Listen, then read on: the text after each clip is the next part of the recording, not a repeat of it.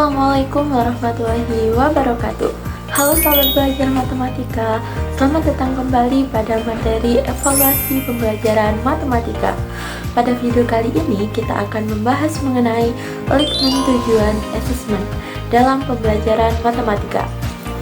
Melalui materi ini kita akan mempelajari pengertian alignment, prinsip-prinsipnya, komponen utama, hubungan dengan taksonomi Bloom, hingga contoh penerapannya dalam pembelajaran matematika. Mari kita mulai pembahasannya.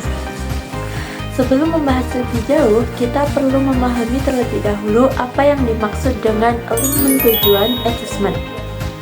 Alignment merupakan keselarasan antara tujuan pembelajaran, aktivitas pembelajaran, dan assessment yang digunakan. Artinya, apa yang ingin dicapai melalui tujuan pembelajaran harus didukung oleh aktivitas belajar yang sesuai, kemudian diukur menggunakan assessment yang tepat. Konsep ini mengacu pada constructive alignment yang dikembangkan oleh John Biggs yang menekankan bahwa tujuan, proses pembelajaran, dan assessment harus saling berkaitan agar pembelajaran berlangsung secara efektif. Mengapa alignment penting dalam pembelajaran? Pertama, alignment membantu memastikan tujuan pembelajaran benar-benar dapat dicapai oleh peserta didik. Kedua, alignment meningkatkan validitas assessment karena instrumen yang digunakan benar-benar mengukur kompetensi yang diharapkan.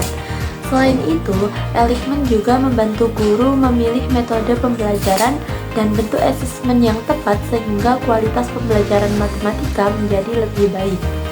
Agar alignment dapat diterapkan dengan baik, terdapat 4 prinsip utama. Prinsip pertama adalah konsistensi, yaitu tujuan, aktivitas, dan assessment harus berada pada tingkat kemampuan yang sama. Prinsip kedua adalah relevansi, artinya seluruh kegiatan pembelajaran harus sesuai dengan kompetensi yang ingin dicapai. Prinsip ketiga yaitu keterpaduan, sehingga semua komponen pembelajaran saling mendukung. Sedangkan prinsip keempat adalah kebermaknaan, yaitu pembelajaran memberikan pengalaman belajar yang bermakna bagi peserta didik. Alignment terdiri atas 3 komponen utama. Komponen pertama adalah tujuan pembelajaran, yaitu kompetensi yang diharapkan dimiliki peserta didik setelah mengikuti pembelajaran. Komponen kedua adalah aktivitas pembelajaran, yaitu berbagai kegiatan yang dirancang agar peserta didik mencapai tujuan tersebut. Komponen ketiga adalah assessment yang digunakan untuk mengukur ketercapaian tujuan pembelajaran. Ketiga komponen ini harus saling selaras sehingga pembelajaran berlangsung secara efektif. Dalam menyusun alignment, guru dapat menggunakan taksonomi Bloom revisi Anderson sebagai acuan menentukan tingkat kemampuan berpikir peserta didik. Pada level remember, assessment dapat berupa pilihan ganda. Level understand menggunakan uraian singkat. Level apply diukur melalui soal penerapan atau uraian. Sedangkan level analyze, evaluate, dan create memerlukan studi kasus, esai, maupun proyek. Semakin tinggi tingkat kemampuan berpikir yang diharapkan, maka aktivitas pembelajaran dan assessment juga harus semakin kompleks. Selanjutnya adalah peran kata kerja operasional atau KKO. KKO membantu guru merumuskan tujuan pembelajaran secara jelas dan terukur. Selain itu, KKO menjadi dasar dalam menyusun indikator pencapaian kompetensi serta menentukan bentuk asesmen yang sesuai. Dengan demikian, tujuan pembelajaran dan asesmen dapat tersusun secara selaras. Penyusunan alignment dapat dilakukan melalui beberapa langkah, dimulai dari menganalisis capaian pembelajaran dan tujuan pembelajaran, kemudian menentukan level taksonomi Bloom, memilih kata kerja operasional, serta merancang aktivitas pembelajaran yang sesuai. Selanjutnya, guru menyusun assessment, membuat rukis penilaian, dan melakukan evaluasi terhadap kesesuaian seluruh komponen tersebut. Alignment yang baik memiliki beberapa ciri. Tujuan pembelajaran dirumuskan secara jelas menggunakan KKO yang tepat. Aktivitas pembelajaran mendukung pencapaian tujuan. Assessment mengukur kompetensi yang sesuai dengan tujuan pembelajaran.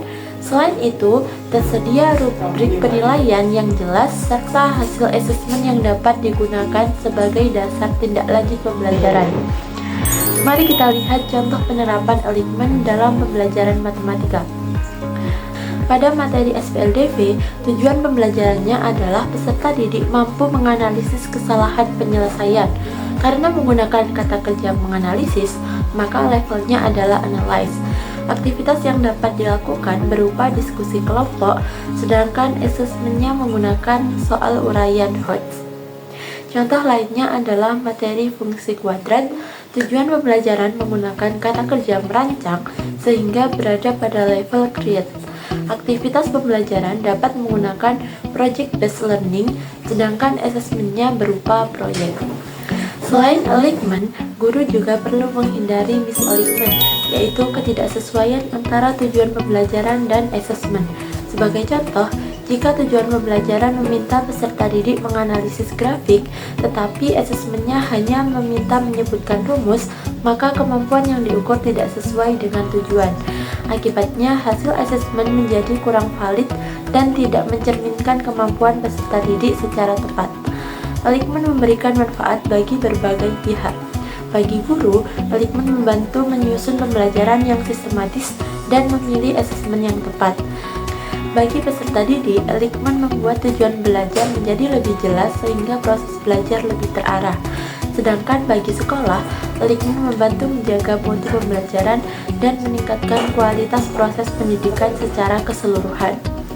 Alignment memiliki hubungan yang erat dengan validitas asesmen. Instrumen asesmen yang baik harus benar-benar mengukur kompetensi sesuai tujuan pembelajaran. Dengan adanya alignment, validitas isi atau content validity dapat meningkat sehingga hasil asesmen lebih akurat dan dapat dijadikan dasar dalam pengambilan keputusan pembelajaran.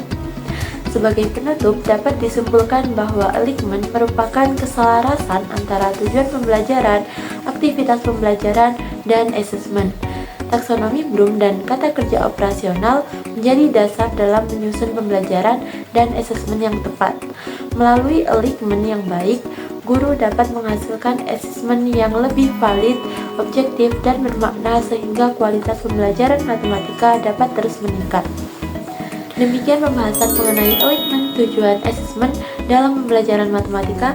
Semoga materi ini bermanfaat dan dapat menambah pemahaman kita dalam merancang pembelajaran yang efektif.